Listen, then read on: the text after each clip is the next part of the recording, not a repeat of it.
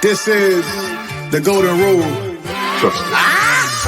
Let's talk about it. We don't gotta walk around it. Your Bluetooth, the new tennis shoe. We finding new balance. Faith, family, and talents. How we find God around it. East y'all got the ox now. This your favorite channel. What we on Faith Talk?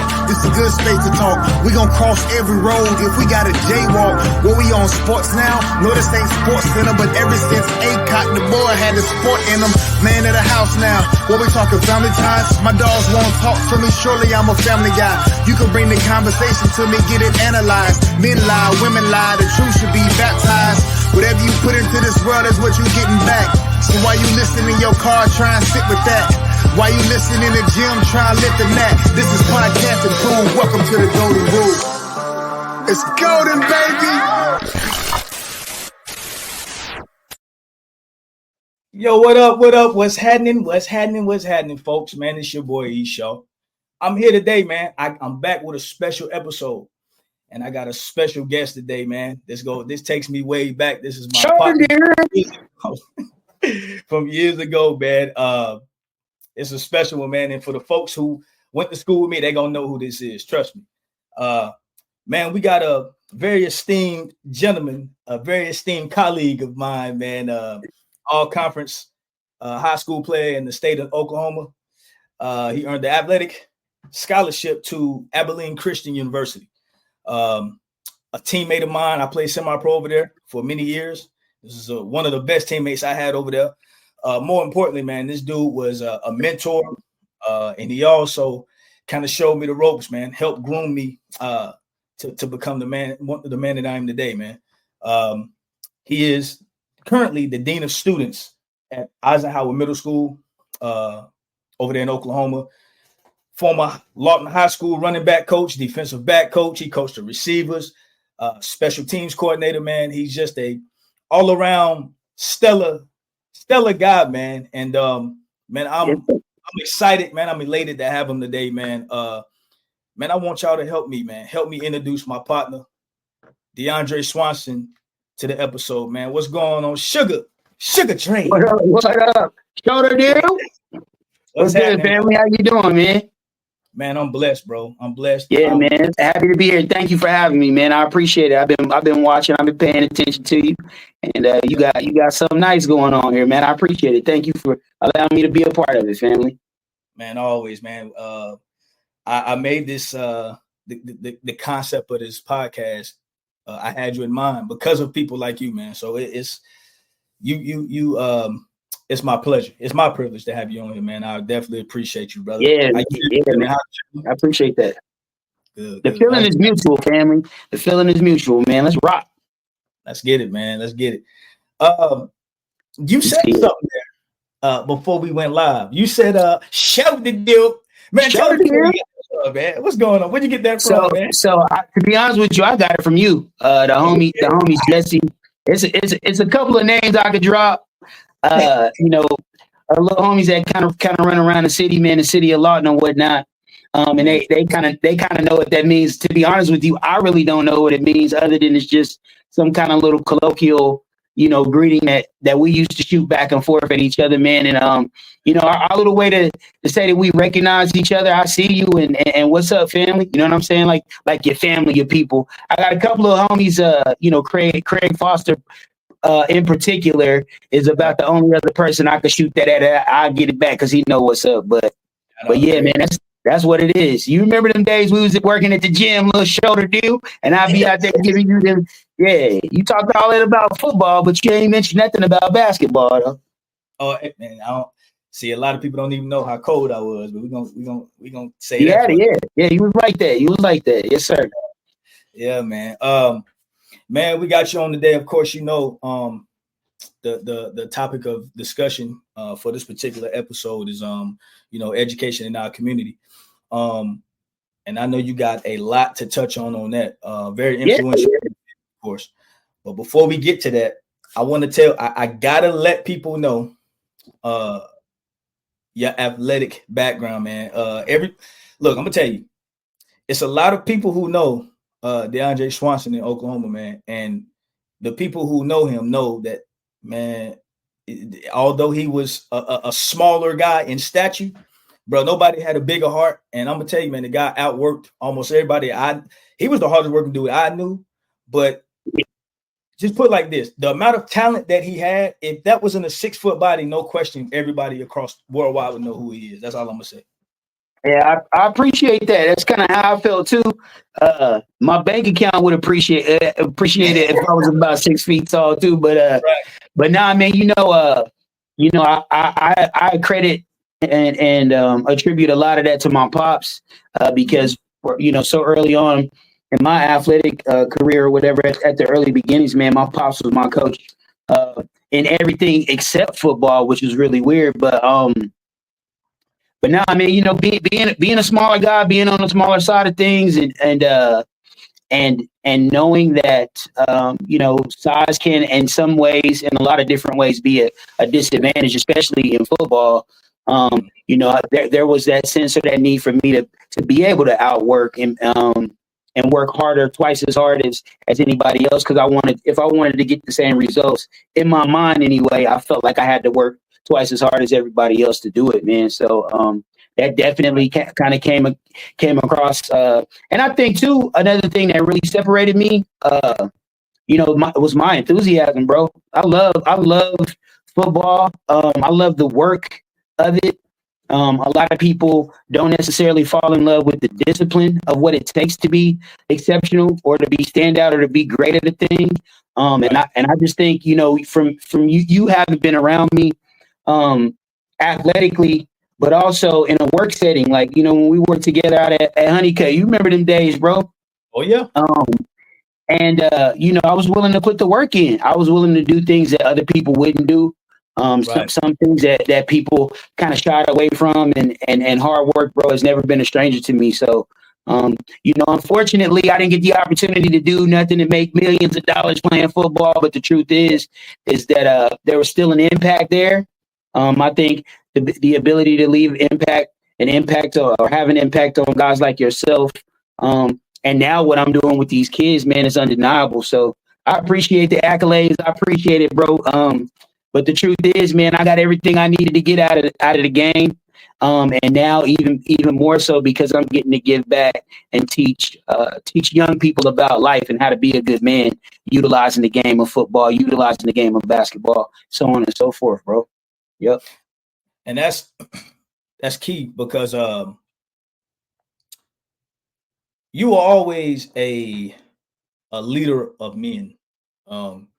Like you got younger men to listen to you, but also the older cats took heed to what you were saying as well. And it all was by what you led by. You always led by example.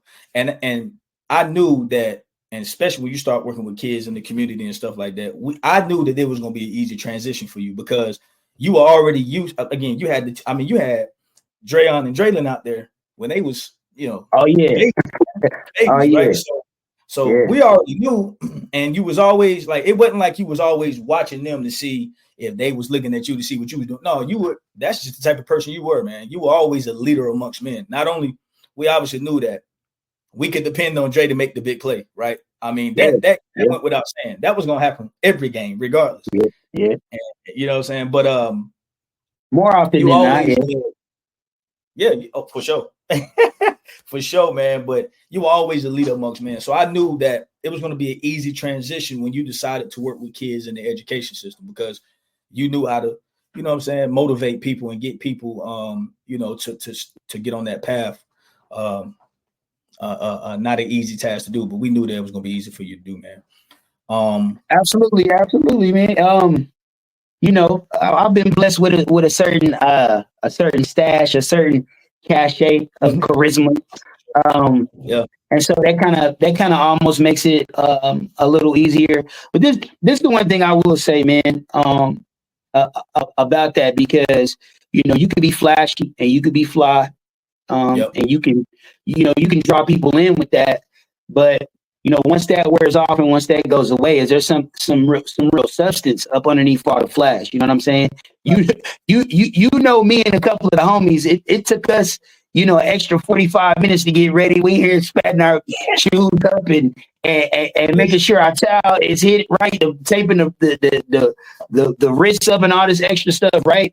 But that wouldn't mean anything if the plays didn't come, if the touchdowns, if the punt returns, if the interceptions, you know what I'm saying? So if there was no real impact that I was making or that you making on the game, then really all you trying to do is look cute, bro. You just shucking and jiving for real. So for me, you remember that movie Jerry Maguire back in the day? Of course. With my dude, I think it's Cuba Gooding Jr., right? He was talking about having the Quan, right? The total package, right? Having it all. I wanted it all. And he wanted the money to go with the substance, with the flash and the personality and all that type of stuff. So there was definitely, if you really want to be honest, once you have what you need from a substantive standpoint, then you can add all this other fluff and looking good and spatting your cleats and talking greasy and grimy and trying to be flying all that other type of stuff. Because the truth is, bro, if you can't back that up with the way you play, then you just talking, man. You know what I'm saying? You just walking. So that's something that I took a great deal of pride in. And like, no matter where I've gone and no matter what I've done, with any sport, I don't think that there's anybody, especially even at my size, that could say I couldn't play or, that I was trash or, you know what I mean? I didn't leave my imprint or make an impact. And I think that speaks to, that speaks more than any other accolade or anything, that we could talk about. Seriously. I agree 100%, man. It ain't nobody really and truly. I can't think of one person that can say that, man. And you're right. I took that right there when it comes to putting up or shutting up on the field. Definitely, man. I definitely took a page out of the book, man. You're right. That's life. That's life right. Too. That's life too now.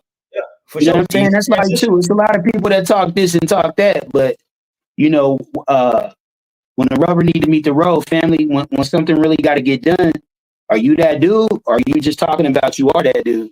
That's two different things, bro. Two different things. Bro, I got a bunch of stories, bro. Like a bunch of stories. I want to touch on a couple of them real quick. Okay, let's do it. Let's dive deep. I got a couple myself. Yeah. All right. So the first story is this. And this one I was like, yeah, man, like I'll follow this dude through any battle ever in life, bro, when it comes to this football stuff. I feel like I know where you're going with this. I don't know if you strained your knee. I don't know if you tore a meniscus or I really think you tore it for real. But I was playing quarterback. We played for the Diamonds. Man, that's a story in itself. But I was playing quarterback. Okay, so where were we at again? Say that again. I was playing quarterback. For the Diamonds, and we went to, I think Southeast Missouri. We went to some college in Southeast Missouri State. We was playing this team, and you was like, bro, I'm gonna be honest with you, bro. I don't know how much I can give y'all, and you played receiver that day. You remember when you ran that slanting out, and I threw, yeah. Bro, what did you do to your knee? So actually, the week or a couple of weeks prior to that, we played up in, if you remember, we played up in Ada, and a lineman. I was blitzing. I was coming down blitzing A gap. I forget what the call was we had for that knife or scissor or something like that. Anyway, right. I walk down and I go to blitz through A gap, and I got cut, man. And I felt like it was pretty dirty too, man. Little lineman cut me, hit me right on that knee, and I thought, or at least because it's something that I had never had happen to me before, and I actually went. At the time, I'm not even really sure I had health insurance or nothing like that. But I went to go see an athletic trainer, and he told me he thought that I had torn my ACL. That was on my left knee. And I remember I sat down probably for about 2 or 3 weeks, and we ain't touched on this yet, but we're gonna get there. Man, I went to church, man. I remember this like it was yesterday. The week before we played that game, I went to church, and the pastor, man, I told him about my knee. We got together, man. He prayed over my knee, and right after that, I never had another problem with that leg, man. What? And I remember catching that ball. I feel like I caught a touchdown and maybe even a 2-point conversion too, or something like that. I don't want to be one of them dudes adding on. You know what I'm saying? Yeah. Embellishing. But I remember what you're talking about. I remember that. Yeah. Bro, when And you did that, because remember we was down like by 3 or 4 touchdowns, and we end up coming back and going to overtime. Remember Ray Vaughn caught that touchdown? Yeah, Bro, I remember that. When you ran that, first of all, dog, for people who don't understand, like when you tear your ACL, Your when you knee sprain ligament thing. your Yeah, ACL, that ain't no joke. there's no lateral movement. Okay, that ain't no joke, bro. This man ran a slant and out, bro. And when I tell you that created so much, I said, "What the?" Hey, I said, "Oh my god!" Fell out there, chair on that dude. Bro, Gave me that head and shoulders. Look, that's all I got is head and shoulders. In and out. Yeah, man. Bro, you was real. I knew you was real, but when you did that with a, I think you tore it. But when you did that with a torn ACL, I said, "Man, this dude real, man." Hey, something wrong with this. I appreciate that. So something that you don't know, you know, in the middle of me kind of going through that too, and you know, none of this really makes you tough down when you look back on it, right? Right. So there's a thin line between being tough and being dumb, being stupid. Right. But you know, again, I never went and had an MRI. I never went and got like an official diagnosis or nothing like that. And I remember at the time I was working out on Forest Hill. We were doing security on the gate. Me and a couple of the other homies who played. And I remember standing up on them gates, man, for like 8 hours a day, 10 hours a day, and my knees swole up. And just I don't know, man, just doing what you got to do, man, to survive, doing what we had to. And that one of the real reasons why I appreciate it and why I wanted to don this today, man, why I wanted to rep for the Rebels, man, is because like that was a period of time in my life when we were younger men. It was beautiful. There was something special about that unit, about that group of men, our ability to come together, especially, bro, in a place like Lawton, where you know, in a lot of ways it's kind of almost still like that. But you know, I remember us, you know, going to the school board, going out to Cameron, and going all these different places, and wearing suits and ties, and pitching, you know, these ideas for the team, and being shut down, and no, you can't play here, no, you can't play there. And whether that was because the people who came before us didn't represent it the right way, didn't carry that mantle the right way, it was still something that was an outlet for us. It gave us something to do on Saturday nights. For sure, in my life, in a lot of different ways, it kept me from getting in trouble. It gave me something constructive to do. Yeah, man. And it kept, you know, I ain't never been a street dude, so that never really was gonna be a problem for me. But you know, we had a couple dudes that was cut from that cloth. That man, if they weren't playing with us on Saturday, bro, ain't no telling what they would have been doing. So you know, and again, I think it, you know, I don't want to take the conversation left, but that speaks to the mentality of where it is that where we lived at the time, and some of the reluctancy that people had to give young people of color, especially, a shot, man. And so, man, when I look back on it, there's so many different layers deep for what the Rebels means to me and what it meant to be your teammate, bro. So and in a minute, I'm gonna hijack your podcast because I got to talk about you too. So let's go. Hey, man, let's go. Because I got a story too. You want to dive into that? We can trade war story. Okay. So first of all, let's keep it a buck. Okay. Now there was a time when I know for a fact you weren't even interested in playing quarterback. You was like, nah, I don't want that responsibility. And it was almost kind of like, you know, you were shunning that, right? So, and this is so dope because I think this is going to bring this conversation full circle a little bit. I'm going to try to tie a bow on it and not be too long with it like I normally am. But I don't even know. I felt like because we might have been working together or something. I can't remember if I wrote you, text you, or something like that.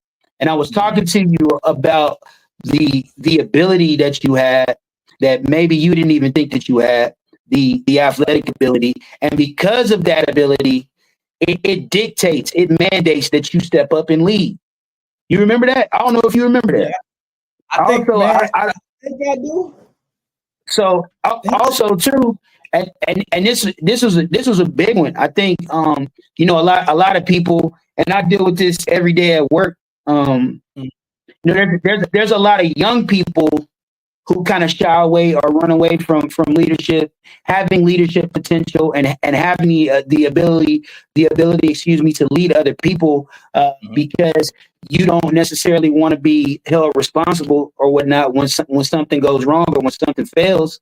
And man, that's the wrong reasons to do that. I think a lot of people miss out on grand opportunities to promote themselves or to move up in the world. Because they're afraid of what might happen or what might go wrong. What if something goes right, bro? You know what I mean? What if you step up into this position, or you know, you move up and things go the right way? So, and that's exactly what happened when you became a quarterback. So, right, I definitely appreciated the fact that there was some trepidation or some hesitation on your part, but after having a conversation and having these talks, and getting to know you a little bit better too, man, you know, and seeing you step into that role and flourish. I remember, okay, so I'm gonna take you back to Joplin, Missouri. Okay, we sit down watching film. I think this was at Carvin's house, or I don't think you were there at this particular time, but we were talking about formations, tendencies, and all this other type of stuff. And I know you remember this particular play though. We got them backed up in their goal line almost. They might have been inside their 5-yard line, something like that. And the way that they lined up, the little motion, the splits that they took, everything. I remember telling you, hey, listen, Eddie, the slant is coming, bro. The slant is coming. Stay inside, jump the slant. And I listen, as soon as the ball got snapped, you drove on that ball. You remember this? You drove on that ball and picked that ball, walked it right back in the end zone. So it's little stuff like that, man. It's you know, it's and I think in those moments, in those moments, you had the opportunity to kind of see, you know what, man, Dre was right. You know what I mean? And I think that's a good thing. That's a part of, you know, I'm studying, I'm getting my master's degree now in ed leadership. So thank you, man. We've been looking at a lot of what it means to actually be a leader, right? And there's all these different theories, and all these different theorists, and all these, you know, little variables that go into what make people good leaders, bro. And at the end of the day, I think it's the grandest thing that you can do, and the easiest and the best way that you can lead is by example, bro. And I that's always been my motto. And you know that, having played with me, having been around me, as a father, you know, as a husband, and all that. So definitely, we got a couple more football stories we can get into. But I just remember, man, hey, Eddie, the slant coming, Eddie. Watch the slant. My man walked right down on that ball too, and walked it right on in there. Nobody, look, man, you approach the game like ultra cerebral, but and that's one thing I had to make sure that I at least tried to match that. Like this dude, like you showed me the importance of studying film. And tendencies and stuff like that. Because I mean, like you say, man, when I came into the Rebel situation, bro, I was deep at the bottom of that roster, bro. Talking about working yourself up, like it wasn't nothing, like.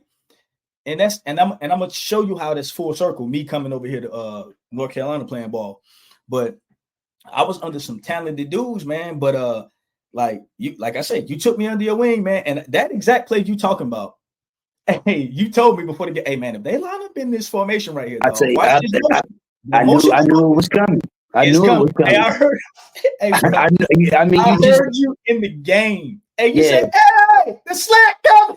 The slant is coming, bro. The slant coming. You walk. I remember this like it was yesterday, bro. You walk right down in front of that ball. Because I felt like I had a really good game. I think we ended up losing the game or whatnot. I think that was about. I don't know if you can see my knuckle right here. I put it up on the camera. That might be kind of gross. Yeah. Wifey get mad at me. I don't know if you can see how fat that knuckle is, but Yeah. I felt like that was the day I actually broke that finger. Because I had already dislocated it earlier in the season.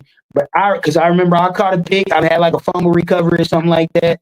And these are all things that, at first I wasn't really into watching film and breaking film down and doing all this other type of stuff. All these extra prerequisites if you really want to get good at it. But these are things, these are tools that I think, definitely helped make me a much better football player and definitely a better coach. Definitely, it's like you can't really call yourself, a high school coach. I even think a middle school coach.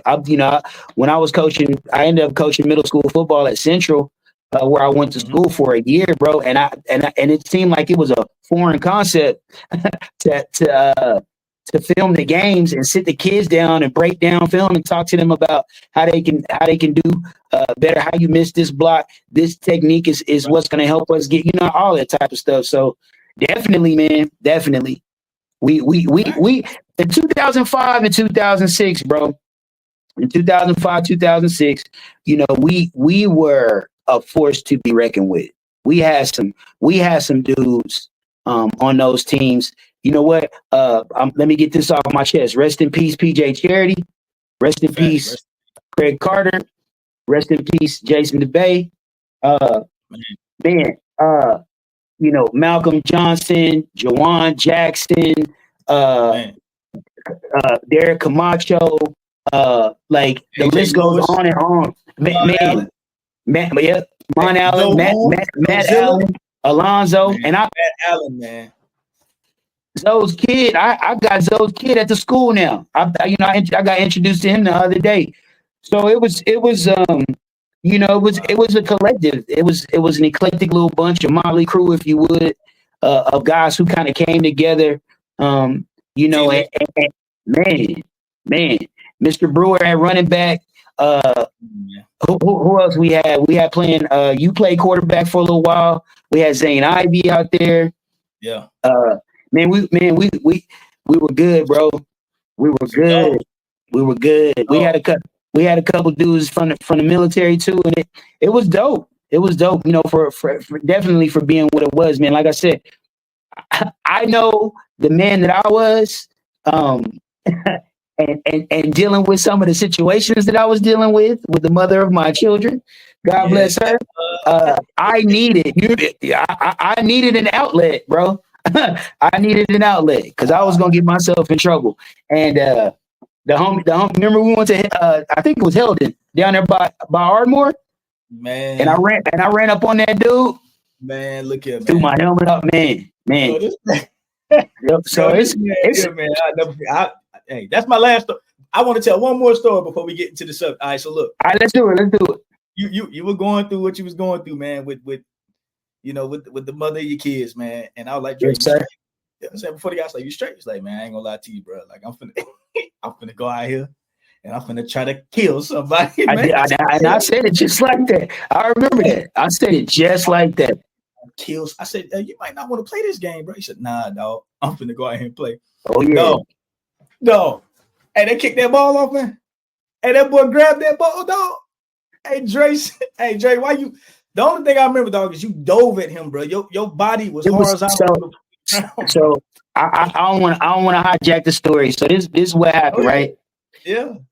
They ran a draw play. Had this little running back dude. I think we found out later he was a cop or something like that. But right. They ran a draw play. And it was right up the middle. What's crazy is like as soon as they handed him the ball, me and dude made eye contact, and like the middle of the field just kind of opened up. It was so crazy. And we looked right at each other, man. And I came straight down that rail, right into the front room, bro. And I tried to jump through his chest, jump through his body, bro. I tried to take his head off with me. And I remember he kind of folded back because I saw it on video afterwards. I didn't really know, but like I said, it's a good thing that football is a constructive outlet for us young men who sometimes don't have any emotional intelligence. And at that time, I definitely didn't. I was working on trying to be the best dad I could be and all that. And I was a little frustrated, bro. And I'm not gonna lie to you. It did not necessarily take away all the frustration and pain that I felt that I was going through, but I felt a little bit better after rocking that dude. I ain't gonna even lie to you, bro. I ain't gonna even lie to you. That felt good, and it felt good to win the game. Yeah, you remember you remember Kool-Aid, right? The homie Jeff How? Yeah. I think because he scooped the ball up and ran it back for a touchdown. And we celebrated, man. I think I lost my mind because I remember, I don't even know if you remember this. I hit him in his face, Jeff, our teammate. I hit him in his face and blacked his eye, man, swole his eye shut. I don't even know if you remember that. I don't know. Listen to me, Eddie, man. I don't know what was wrong. I don't know what I was on that day. But I'm grateful for God and His grace, bro, and I'm also grateful for that didn't go, sideways, man. That's it. Football is a great equalizer, bro. Great equalizer, especially for somebody, my size, because it's a lot of dudes. It's a lot of dudes around that think that they're tough and think that they got it. But bro, when you put that equipment on, man, when you strap that stuff up, bro, and you get between the lines, bro, you can't talk your way out of that. No. You understand what I'm saying? A lot of people can talk about how they were this and about how they were that, but I'm from the show me state, family. Mm-hmm. You know what I'm saying? I'm from the show me state. I see better than I can hear. Show me what's up. And I'm telling you, man, it was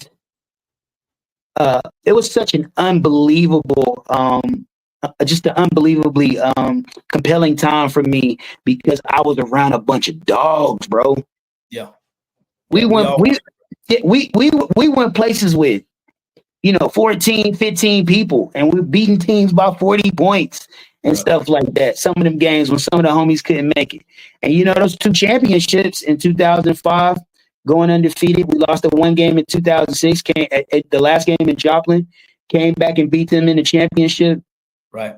Those moments and those those times are forever going to be for me as a football player. My most fondest memories for sure. That and the time I got to play with Pops, but that's for another podcast, bro. Yeah, that's crazy. Man. So real quick, you hit Kool-Aid in the eye. What was I did, man. I did. You could call and fact check that.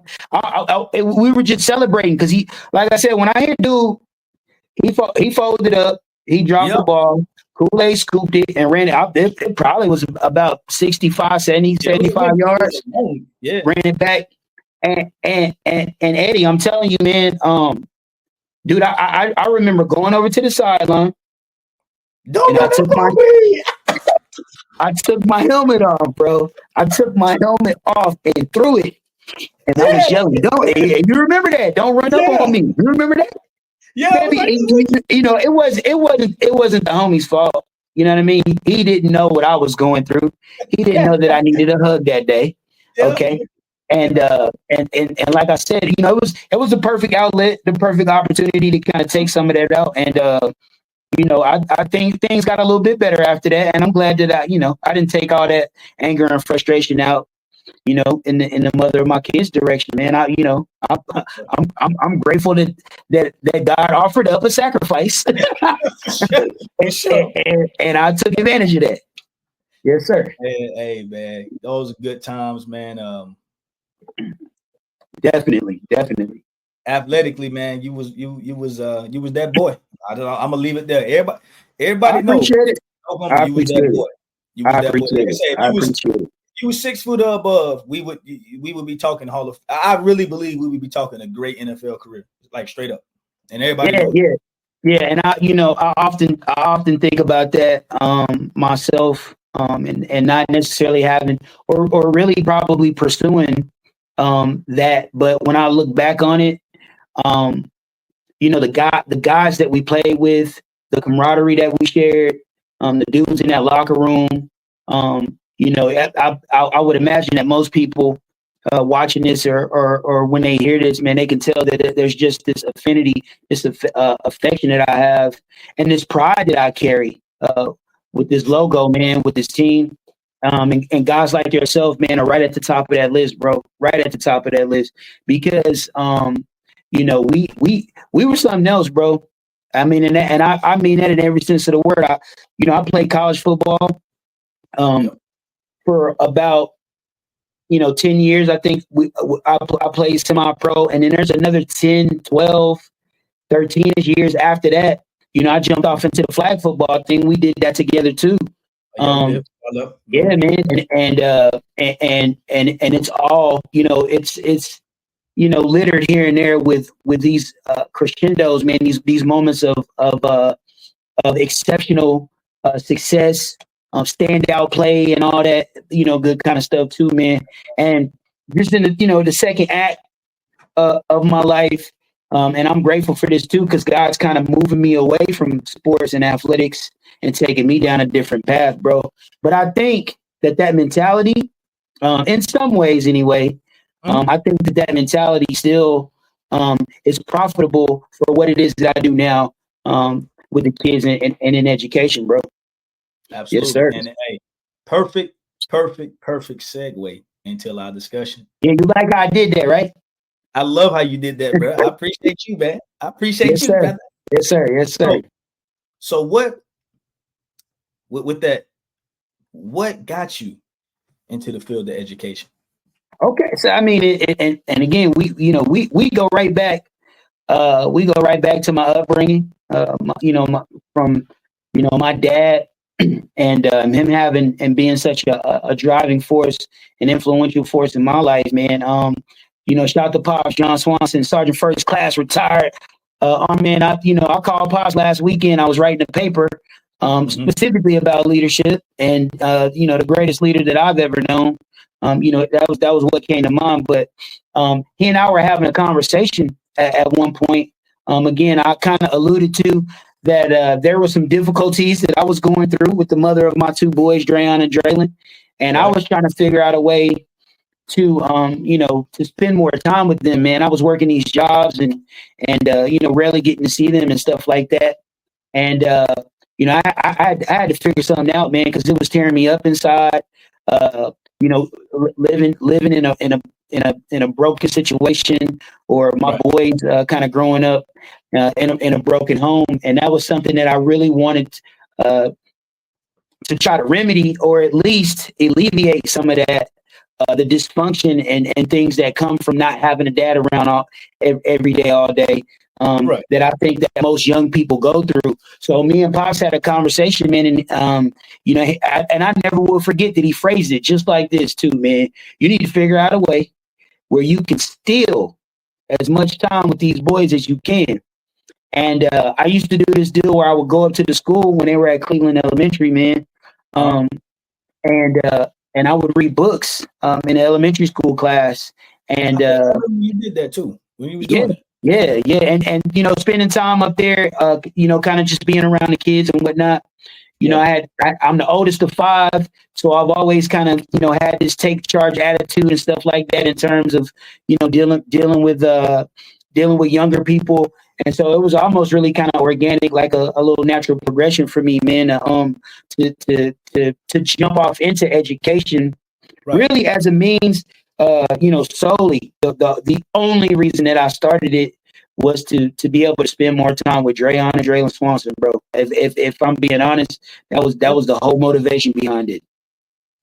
Yes, sir. So I started substitute teaching. At the time, I think I was working, and this was pretty close to the end of the time. Our little rain, don't run from the rain, was kind of coming to an end, and it was time for me to get something else figured out. I had a pretty decent job working out on Fort Sill. Was making a decent little chunk of change, man, during security out on those gates. And we ended up losing a contract for that. This was all around the same time, man. I put my bid in to try to get custody of these boys. I reached out to this father's rights group out in California. I represented myself in court. And went and got everything. I went and got everything that I asked for in terms of joint custody, visitation, lowered the child support down, all that type of stuff. And then we lost the contract out on Fort Sill, which kind of opened the door up for me to kind of, okay, well, you know what? I had this job where we were making all this money. We were going to take a pretty substantial pay cut. So then it was like, you know what? It's a no-brainer, man. I started substitute teaching. I went down. They had a position as a crisis intervention specialist, right? A crisis intervention specialist at Douglas Elementary School. I remember I applied for that job. I went and interviewed, and man, they didn't even really let me lead the interview. It was like, we want to hire you. And I started, that was in the spring, March, right after spring break, 2008, bro. And I ain't looked back since. Haven't looked back since. I've been with Law and Public Schools now for a good 16 years, man. 16 years strong. And concurrently, I've been working out on Fort Sill at the youth center out there for the past 10 years. I've always had two jobs, with the economy being what it is and whatnot. And, go ahead. No, I'm listening. No, I was just agreeing with you because I remember when you were doing these things, especially when you started at the youth center. I remember that. I even remember you were working at the youth detention center, wasn't you?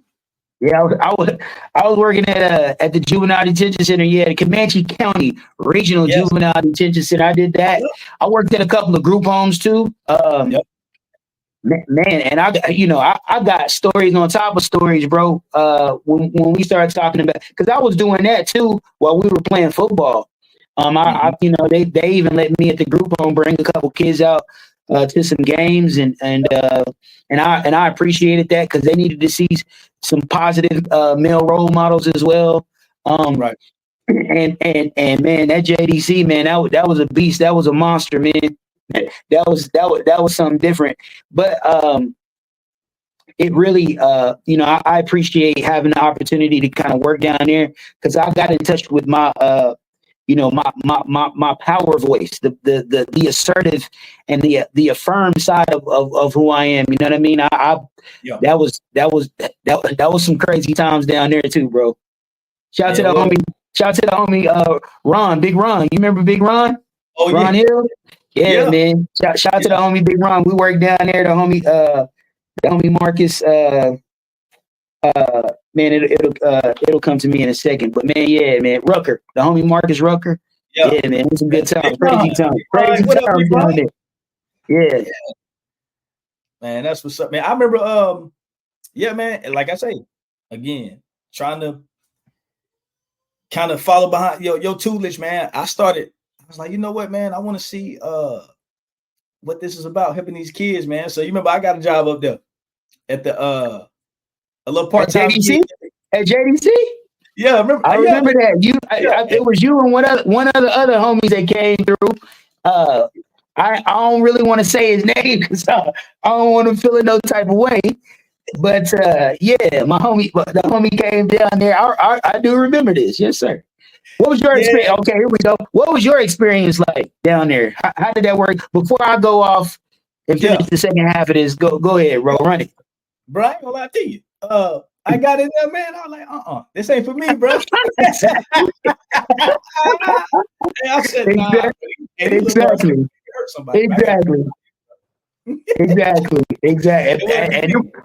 It's man. Hey, listen, them environments are rough. So check this out, right? Yeah. I feel bad because I'm shooting this on my phone and I wanted to do my little research, and I can't remember because the theorists who came up with this deal, man, there's this thing called the great man theory of leadership. You ever heard of that before? I'm familiar. I'm a little familiar. So basically this theory states that depending upon certain situations, right, certain factors and whatnot, that over time or throughout time, there have been great men who, because of the necessity for them to rise to the occasion, they come to the forefront and they step up and they become leaders. And a lot of times, man, the environments that you and I both come from, for sure, you know, when you kind of get thrown in the fire, bro, you get thrown in the deep end of the pool, it's sink or swim. Right. So there's definitely a need, you know, for us to kind of galvanize, for us to kind of, you know, and figure it out on our own. Does that make sense?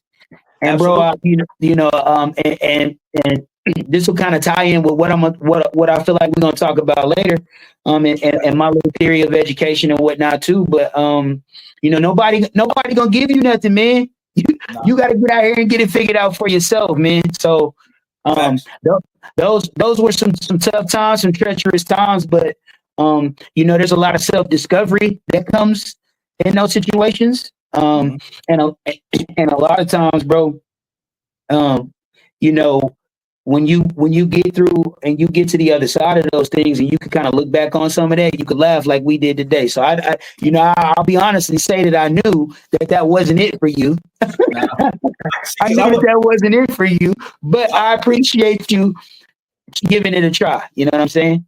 Giving it a try. I wasn't there mentally. I wasn't there. I wasn't developed. I still had an undeveloped brain at that age. I think I was in my early 20s. I think maybe 20. Yeah. So I still had an undeveloped brain, man. And you ain't much farther behind me though. I don't think. But back then I wasn't there, man. I was like, nah, this. That's one thing I remember walking out of it. I was like, should I try, man? yeah. You get. Hey, listen, and listen. So this is something too. There's a lot of kind of old little axioms or what's the word I'm looking for? Kind of cliche things that we used to say back in the day that I think you know, histrionics or whatever, like over time are kind of proven not to be true. And one of these things I think that we need, and as a coach, as a father, a role model, and a mentor, I'm gonna say this, and some people might find this to be controversial, but I happen to personally think that quitting is okay. And from this standpoint, you're not meant to do everything. So you know, the way that you know that you're trying or is that you're failing, and there's nothing wrong with attempting something and finding out that you're not good at it, bro. You know, and people try to force these you know, these round pegs or these square pegs into these round holes. It's not working for them. So why would you constantly get? And I do know, you know, I have seen situations where you know, parents have tried to push their kids into doing something because they think that this is what they want them to do, and so on and so forth, bro. And I think that there's nothing wrong with you know, trying some things and getting it figured out kind of through trial and error, bro. So yeah, right. I agree with you 100%, bro. Yep. So 2008, I joined, or excuse me, I get hired as a crisis intervention specialist. I do that job until up until 2018, I think it was 2018 October. I stepped up and became a teacher. I taught computer applications at Lawton High School for 2 years. Now, this entire podcast can go way left, but I'm gonna stay professional. I'm gonna maintain my professional bearing because I feel like if I don't, then I'm gonna undermine the latter part of what it is that I want to talk about. But man, and it was I don't want to say necessarily that it was a mistake, but if I had to do all over again, and I don't know, I mean, you know, God doesn't make any mistakes. We go through the things that we go through for a definite reason. But knowing what I endured personally, what my experience was, I probably would have left Lawton High alone, bro. I probably would have said, "Now you can keep it. I'm gonna stay over here." You know, at Central, because at the time I was working with a gym. Rest in peace, Ken Starworth Sr., my dude. He and I started a mentorship program at Central. I think that this would have probably been in the spring of 2017ish, somewhere around there, bro. And I was a head basketball coach at Central Middle School. He was my assistant 6th grade basketball coach. You know, much older gentleman than me. And I'll be honest with you, bro. up until that time, outside of my dad, I had never really had anybody to mentor me. But he was when he and I met, it was instant, bro. It was Right. instant. The synergy was there. Mhm. We hit it off. We got along. We saw eye to eye on so many things. And I forget how we even came to discussing, like, there's this need or this call for us to kind of step outside of ourselves and do something extra for these boys over here. Because we Right. had so many, we had so many young men, who, and I don't want to throw this cliche out there either, but, didn't have a father around or have positive male role models around. But Right. also, man, so, we stepped up and we formed a mentorship group, Young Men in Action, bro. And that changed my life, diving off into that, having these meetings with these guys. We ended up, the culmination of that was one of the dopest things I think personally, that I've ever managed to achieve in my life, man. We took a group of kids. My youngest son, Draylon, is included in this group. And we took these guys to Memphis, man. We rented a van and drove down to Memphis, Tennessee, went to the Lorraine Museum, the Civil Rights Museum. Yeah. And that was life altering. I bet it was, bro. Life altering, bro. Draylon was a part of it? Yeah. Not just for those kids, but for me also. To go down there and see some of that, read up on some of the things that that Dr. King was all about. So many other people were involved in the civil rights movement and stuff like that too. I mean, and to be able to share that moment and do that with a guy like Coach Stallworth, man, just made it all that much better, man. We stopped on the way back at the in Arkansas in Little Rock. I think there's a President Clinton has a library there or something like that, and we stopped there. We visited that place too. But it's such a beautiful thing. Our ideology, or our way of thinking is that, hey, listen, young men, young people, just people in general, they'll do better if they know that it's possible, right? So if you sit it in front of them, and you show them, how powerful their choices are. I say this all the time in Passport to Manhood, a group that I do. I'm running another mentorship program, Vikings in Preparation. We call it VIP. And every single session, man, I talk to these kids about how important that the choices that they make are, man. And really, if you think about it, Eddie, we don't have any other power outside of our ability to choose and make choices, man. And our lives end up being the sum total of the choices that it is that we make. And so, it's really dope to have that impact and to kind of be in a position that God saw fit to put me and Ken Starworth and many other men too in that position, man, to be able to do that. So, and that's where I'm at. That's where I'm at right now. But yeah, man, Lawton was a debacle, bro. that was bad in a lot of different ways. I actually started a mentorship program over there. It's called Gentlemen of Law. We had that rocking and rolling. I think that program is still going as well. And there's enjoying some success over there. At least I hope they are. And man, that whole 2 years. That whole 2 years was very tumultuous, man. There was an ugly situation that transpired where I was supposed to get paid. I missed out on a $3,000 payday because of the negligence of some people, in my chain of command. And like I know that when you speak up and you have something to say about these types of things, and I hate to say it like this, but I'm on your podcast and I feel like I got a definite the ability to say it. When you look like we look, then you come across as angry. And unfortunately, that was the way that it was perceived until I got the opportunity to have some sit down meetings with some individuals, man, and kind of share my side of the story, which they reluctantly really didn't even want to do that. But glory to God, man, it all ended up working out. The homie Calvin Glasgow just so happened to get the head principalship over at Eisenhower Middle School, and and he reached back out. You remember Calvin because we played ball with him, flag football with him. And you talk about freak athletes, bro.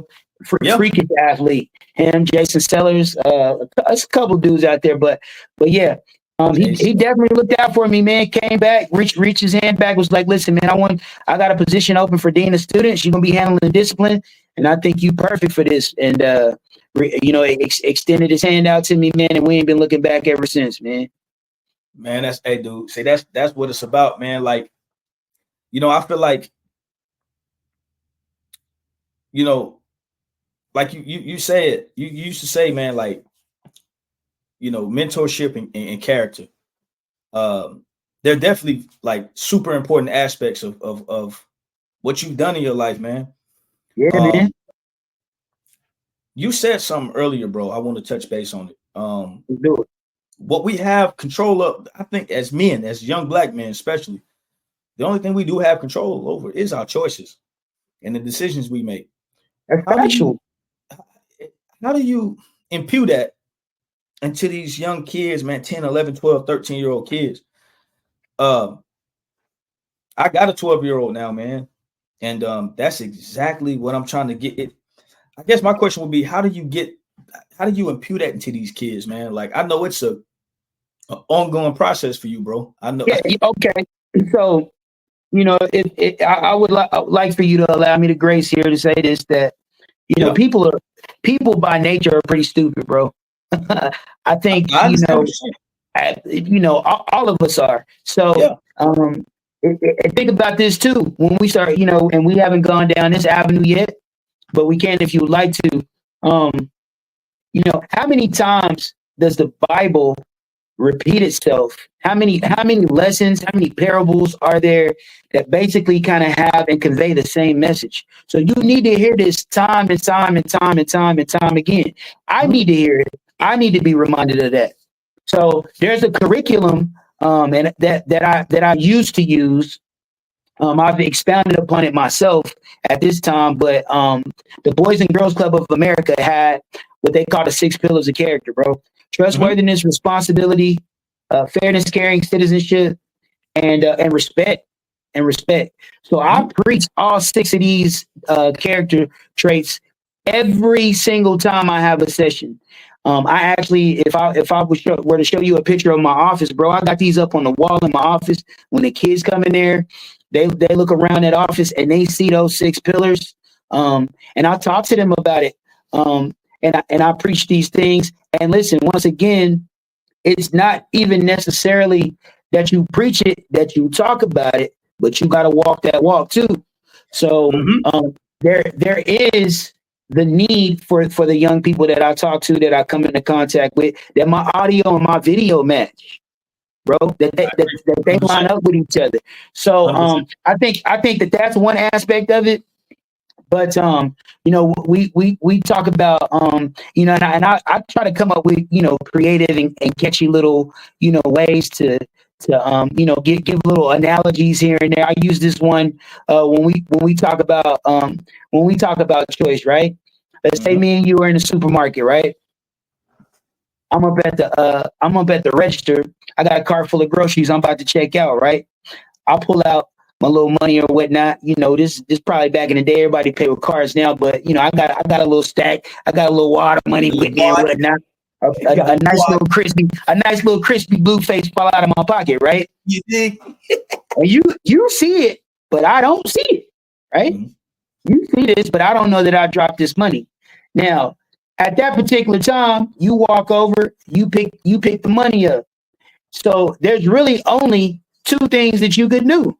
You can either keep that or you can decide to give it back. And so what we do is we run through all 6 of these pillars, right?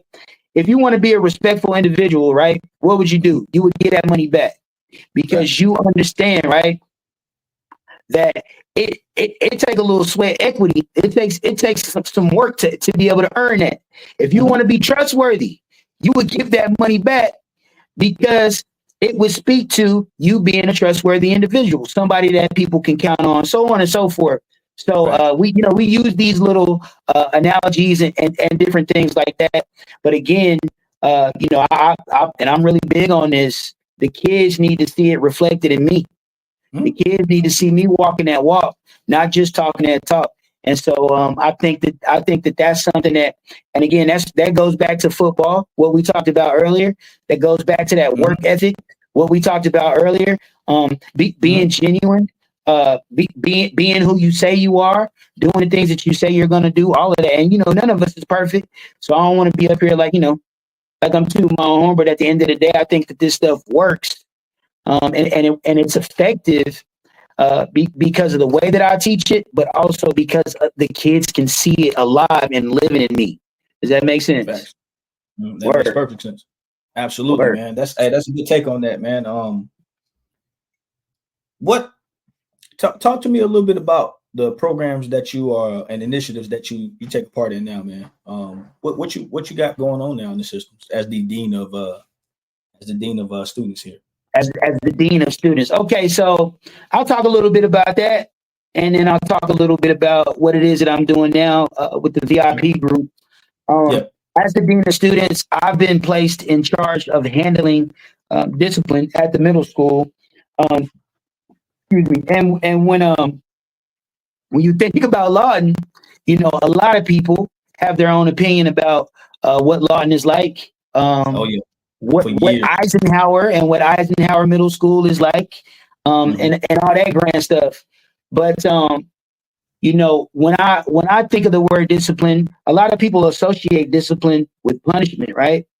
But that's not actually what discipline is, and that's not how it really operates. Discipline means training. Okay, discipline means training. You get up in the morning, you go work out. After you get up. You get your spirit right first. You pray. You know what I'm saying? You get your workout in. You eat your breakfast, whatever it is that you need to do, and being able to find yourself in a routine constantly over and over again, and that training, okay, is discipline. Now, I'm a firm believer in this too. That after a certain period of time, you can start to lean into discipline, and it's almost like you can kind of find yourself on autopilot a little bit, because I know that at 5:30, when my alarm go off, I need to be up here at this school by 6. I need to have my little prayer going at 6:05. I got 30 minutes to get this sweat in, 20 minutes to go hit this track, and then I got to get back over here because I got to be at duty at 7:20. So, man, and again, if I'm going to be somebody who handles discipline, people need to see discipline at work in my life. Does that make sense? Absolutely. So, that's the first part of it. And because mentorship and because character have been so important in me, and when we start talking about the grand scheme or the bigger picture of education, education is designed, or it should be, effective education, good education also has character components in it. Does that make sense? There's not a whole lot of people that become highly educated that also have, really, really bad character, that are irreputable people. So it's important. It's important that you marry the two or merge the two, so that the education within you can be very effective. Does that make sense?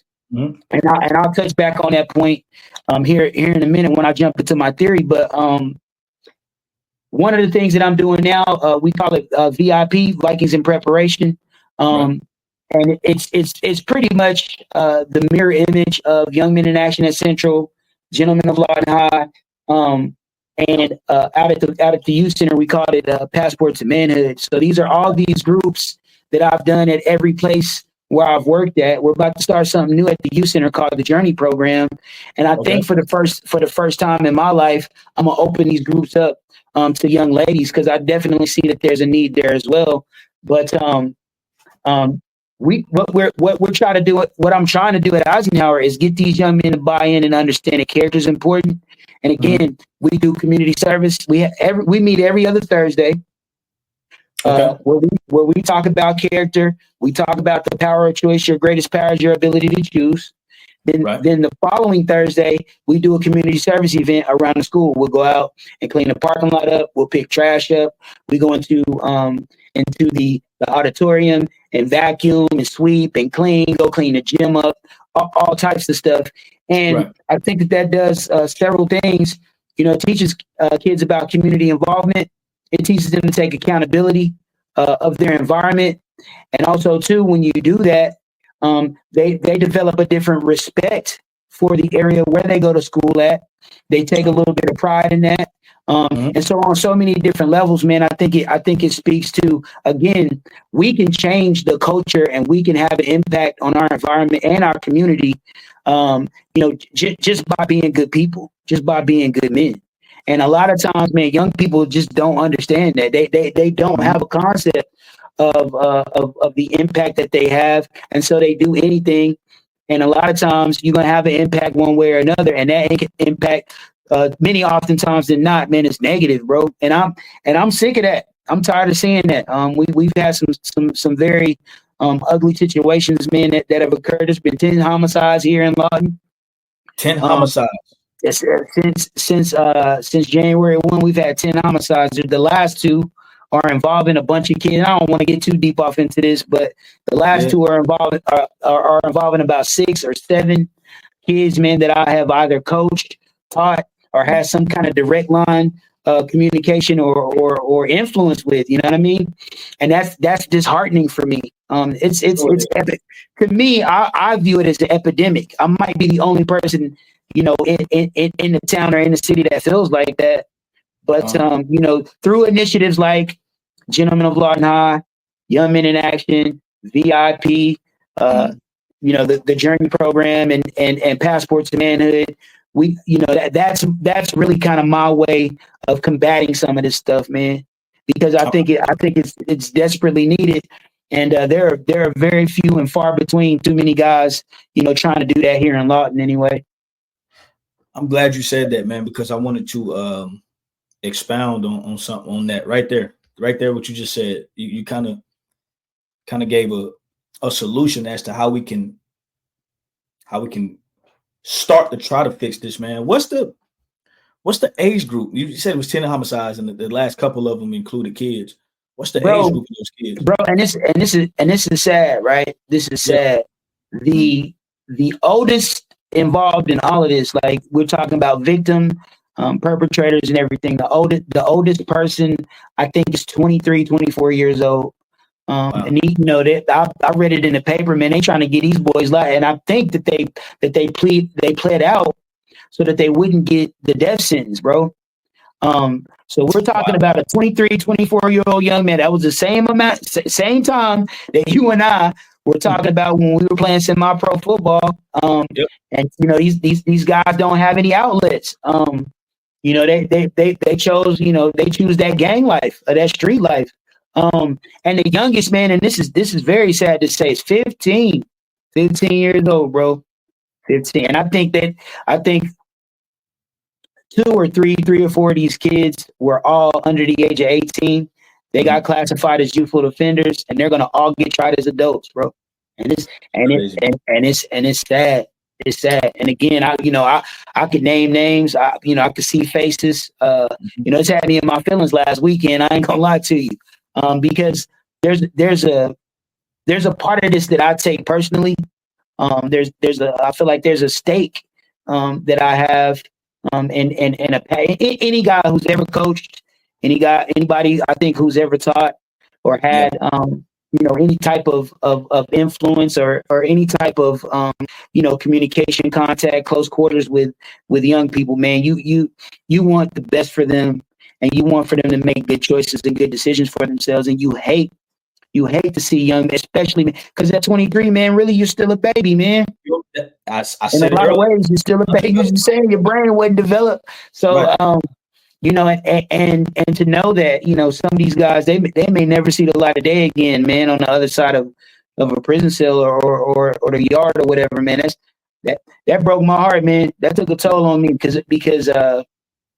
there's definitely times when you might have seen this or I might have seen it and try to combat that. And a couple of these do take cases that, if they would be honest with you, man, I'd have stepped to a couple of these cats, man, before. Oh, I already know you. You know what I'm saying? So definitely in a way that they need it, though, and that was done in love. You know what I mean? So yeah, man, it's something that I think is desperately needed, and it's something that I can't really see myself changing, man. I'm gonna be preaching and talking about character, bro. and until they put me in a box, man. Because And I believe in that.